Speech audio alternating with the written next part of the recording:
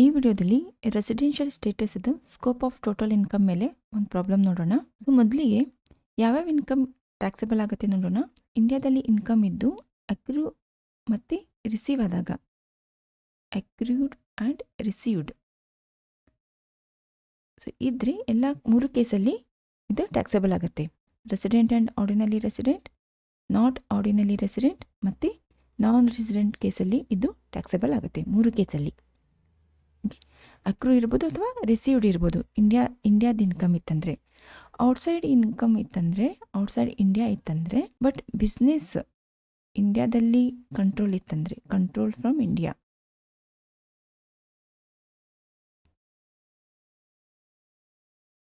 So ಇದ್ರೆ ಎರಡು ಕೇಸಲ್ಲಿ ಮಾತ್ರ, ROR ಮತ್ತು NOR ಕೇಸಲ್ಲಿ ಮಾತ್ರ ಇದು ಟ್ಯಾಕ್ಸಬಲ್ ಆಗುತ್ತೆ.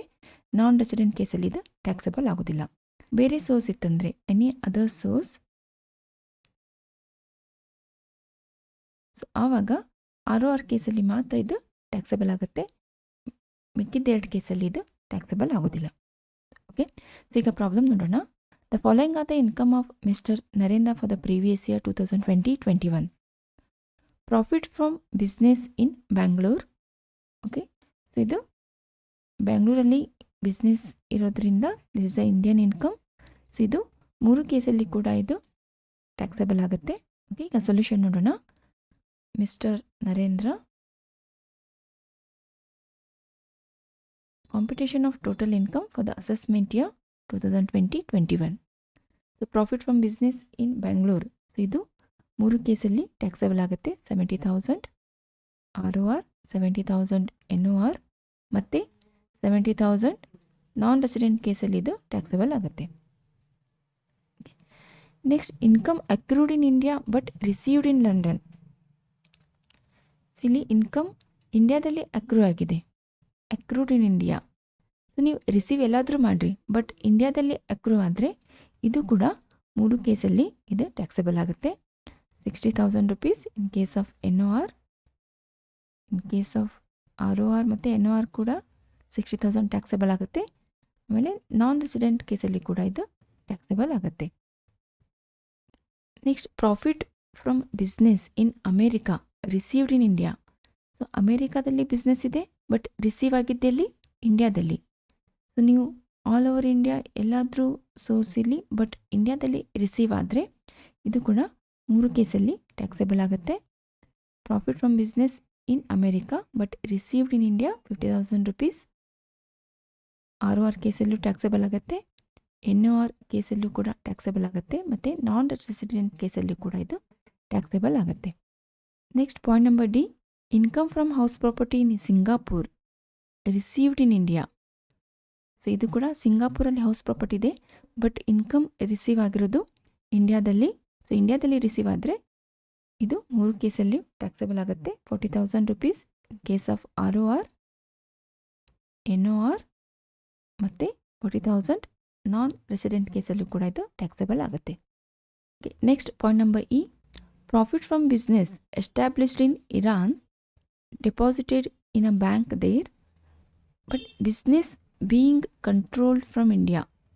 ಓಕೆ, ಸೊ ಬಿಸ್ನೆಸ್ ಎಲ್ಲಿದೆ, ಇರಾನಲ್ಲಿದೆ, ಅಮೌಂಟ್ ರಿಸೀವ್ ಮಾಡಿ ಅದು ಇರಾನದ ಬ್ಯಾಂಕಲ್ಲಿ ಡೆಪಾಸಿಟ್ ಮಾಡಿದ್ದಾರೆ. ಅಂದರೆ ಇಲ್ಲಿ ಇಂಡಿಯಾದಲ್ಲಿ ರಿಸೀವ್ ಆಗಿಲ್ಲ, ಅಕ್ರೂ ಆಗಿಲ್ಲ, ಬಟ್ ಇಂಡಿಯಾದಿಂದ ಬಿಸ್ನೆಸ್ ಕಂಟ್ರೋಲ್ ಆಗಿದೆ. ಸೊ ಕಂಟ್ರೋಲ್ ಆದಾಗ ಎರಡು ಕೇಸಲ್ಲಿ ಮಾತ್ರ ಇದು ಟ್ಯಾಕ್ಸಬಲ್ ಆಗುತ್ತೆ. First two cases, profit from business established in India and deposited bank then business being controlled from India 30,000 rupees. First two ಕೇಸಲ್ಲಿ ಮಾತ್ರ ಇದು ಟ್ಯಾಕ್ಸಬಲ್ ಆಗುತ್ತೆ, ROR ಮತ್ತು NOR ಕೇಸಲ್ಲಿ. ಸೊ ನಾನ್ ರೆಸಿಡೆಂಟ್ ಕೇಸಲ್ಲಿ ಇದು ಟ್ಯಾಕ್ಸಬಲ್ ಆಗೋದಿಲ್ಲ. ಸೊ ಇಲ್ಲಿ ಡ್ಯಾಶ್ ಅಂತ ಹಾಕೋಣ. So next, point number F, income from house property in Sri Lanka and deposited in a bank there. So ಇದು ಫಾರಿನ್ ಇನ್ಕಮ್, ಶ್ರೀಲಂಕಾದಲ್ಲಿ ಹೌಸ್ ಪ್ರಾಪರ್ಟಿ ಇದೆ, ಸೊ ಅಲ್ಲಿ ರಿಸೀವ್ ಕೂಡ ಆಗಿದೆ. ಸೊ ಇದು ಇಂಡಿಯಾದಲ್ಲಿ ಇದೇನು ರಿಲೇಟೆಡ್ ಇಲ್ಲ, ಇಂಡಿಯಾದಲ್ಲಿ ರಿಸೀವ್ ಆಗಿಲ್ಲ, ಏನೂ ಇಲ್ಲ. ಸೊ ಇದು ಫಾರಿನ್ ಇನ್ಕಮ್. ಸೊ ಇದು taxable only in case of ROR. Okay, so income from house property in Sri Lanka 20,000 rupees taxable in case of resident and ordinary resident. So NOR ಮತ್ತು ನಾನ್ ರೆಸಿಡೆಂಟ್ ಕೇಸಲ್ಲಿ ಇದು ಟ್ಯಾಕ್ಸೇಬಲ್ ಆಗೋದಿಲ್ಲ. So ಇಲ್ಲಿ ನಾವು dash ಅಂತ ಹಾಕ್ತೇವೆ. So last point number G, past untaxed foreign income brought to India during the previous year. So ಇಲ್ಲಿ last year ಇದು ಹಳೆಯದು ಅನ್ಟ್ಯಾಕ್ಸ್ಡ್ ಫಾರಿನ್ ಇನ್ಕಮ್ ಇದೆ. ಸೊ ನಾವಿಲ್ಲಿ ಟ್ಯಾಕ್ಸಬಿಲಿಟಿ ಮಾಡ್ತಾ ಇರೋದು ಪ್ರೀವಿಯಸ್ ಇಯರ್ 2020-21. ಸೊ ಇದ್ರ ಹಿಂದಿಂದ ಏನಾದರೂ ಇನ್ಕಮ್ ಇದ್ದರೆ it is not consider, should not be consider, it is non applicable, ಇದು ಅಪ್ಲಿಕೇಬಲ್ ಆಗೋದಿಲ್ಲ ಇಲ್ಲಿ. So it is not taxable in any case. Okay, ಇದು ಎಕ್ಸಮ್ಟ್ ಆಗುತ್ತೆ. ಸೊ ಈಗ ನಾವು ಟೋಟಲ್ ಮಾಡಿದಾಗ ROR ಅಲ್ಲಿ ರೆಸಿಡೆಂಟ್ ಆ್ಯಂಡ್ ಆರ್ಡಿನರಿ ರೆಸಿಡೆಂಟದ್ದು 2,70,000 ಬರುತ್ತೆ. Then 2,50,000 in case of resident and not ordinary resident. Then 2,20,000 in case of non resident. ಇಲ್ಲಿ ನೀವು ಅಬ್ಸರ್ವ್ ಮಾಡ್ಬೋದು, ರೆಸಿಡೆಂಟ್ ಆ್ಯಂಡ್ ಆರ್ಡಿನರಿ ರೆಸಿಡೆಂಟ್ ಇದ್ದಾಗ ಸೊ ಇಲ್ಲಿ ಟೋಟಲ್ ಇನ್ಕಮ್ 2,70,000 ಇದೆ. ಸೊ ಇಲ್ಲಿ ಆಲ್ ಓವರ್ ವರ್ಲ್ಡ್ ಏನೇನು ಇನ್ಕಮ್ ಇದೆ ಎಲ್ಲ ಕೂಡ ಇಲ್ಲಿ ಟ್ಯಾಕ್ಸೇಬಲ್ ಆಗಿದೆ. ವರ್ಲ್ಡ್ ವೈಡ್ ಇನ್ಕಮ್ ಏನಿದೆ, ಸೊ ಇಲ್ಲಿ ಬಿಸ್ನೆಸ್ಸಲ್ಲಿ ಇಲ್ಲಿ ಅಥವಾ ಬಿಸ್ನೆಸ್ ಕಂಟ್ರೋಲ್ ಮಾಡದೆ ಇರಲಿ, ರಿಸೀವ್ ಮಾಡಲಿ, ಬೇರೆ ಕಡೆ ಇನ್ಕಮ್ ಇಲ್ಲಿ, ಸೊ ಎಲ್ಲ ಇನ್ಕಮ್ ಇಲ್ಲಿ ಟ್ಯಾಕ್ಸೇಬಲ್ ಆಗುತ್ತೆ. ಇಲ್ಲಿ ನೀವು ಟೋಟಲ್ ಇನ್ಕಮ್ 2,70,000 ಆಗುತ್ತೆ. ಸೊ ನಾಟ್ ಆರ್ಡಿನರಿ ರೆಸಿಡೆಂಟ್ ಇದ್ದಾಗ ಸೊ ಇಲ್ಲಿ ಏನು ಇನ್ಕಮ್ ಆಗಿದೆ 2,50,000 ರುಪೀಸ್. ಸೊ ಇದಕ್ಕಿಂತ ಕಡಿಮೆ ಆಗಿದೆ. ಅಂದರೆ ಇಲ್ಲಿ ಇಂಡಿಯನ್ ಇನ್ಕಮ್ ಮತ್ತು ಇಂಡಿಯಾದಿಂದ ಕಂಟ್ರೋಲ್ ಆಗಿದ್ದ ಇನ್ಕಮ್ ಮಾತ್ರ ಇಲ್ಲಿ ಟ್ಯಾಕ್ಸಬಲ್ ಆಗಿದೆ.